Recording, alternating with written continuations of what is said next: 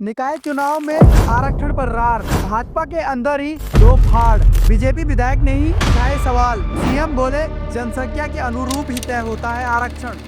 उत्तराखंड में प्रस्तावित निकाय चुनाव के मद्देनजर नगर निगम, नगर पालिका और नगर पंचायतों के लिए जारी आरक्षण विवादों के घेरे में आ गया है। सूबे में आरक्षण को लेकर भाजपा के भीतर ही संग्राम छिड़ गया है। विकासनगर से भाजपा विधायक मुन्ना सिंह चौहान ने निकाय चुनाव के लिए जारी किए गए आरक्षण पर आपत्ति जताई है, तो वहीं आरक्षण को लेकर मसूरी में भी सवाल खड़े हुए हैं। उधर निकाय चुनाव में आरक्षण का मामला जैसे ही तूल पकड़ा तो सूबे के मुखिया पुष्कर सिंह धामी भी सामने आ गए। सीएम ने कहा कि जनसंख्या के अनुरूप ही आरक्षण तय होता है, सबके मन मुताबिक आरक्षण हो जाए ऐसा संभव नहीं है।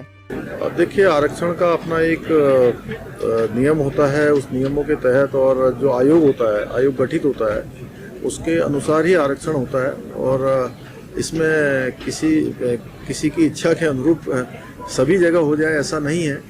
जो उसमें जो एक फार्मूला बनता है और जो जनसंख्या के मानक होते हैं, उन मानकों के आधार पर आयोग ने किया है।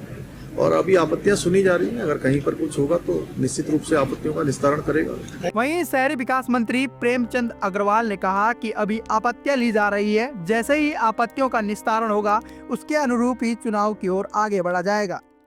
देखिए, स्वाभाविक रूप से आरक्षण घोषित होने के बाद जिन लोगों के अपेक्षा अनुसार आरक्षण नहीं होता है या स्थिति बनती है तो उनको उसमें आपत्ति हो सकती है, लेकिन इसका एक ही समाधान है कि आपत्ति मांगी जा रही है, उसमें लोग अपनी आपत्ति दर्ज कर सकते हैं और जिसका निस्तारण होगा उसके बाद फिर चुनाव की तरफ हम आगे बढ़ेंगे। गौरतलब है कि शासन ने नगर निगमों, नगर पालिका परिषद और नगर पंचायतों के सभी पदों के लिए आरक्षण की अंतिम अधिसूचना जारी कर दी है। इस पर 7 दिन में आपत्तियों का निराकरण किया जाएगा। ऐसा पहली बार हो रहा है जब राज्य के सभी 102 निकायों में चुनाव एक तिथि पर होने जा रहे हैं। माना जा रहा है कि दिसंबर अंत तक चुनाव की अधिसूचना जारी हो जाएगी, जबकि जनवरी के दूसरे सप्ताह में चुनाव कराए जा सकते हैं। ऐसे में चुनाव से पहले सीटों के लिए जारी किए गए आरक्षण पर छिड़ा ये संग्राम कब थमेगा, ये देखने वाली बात रहेगी।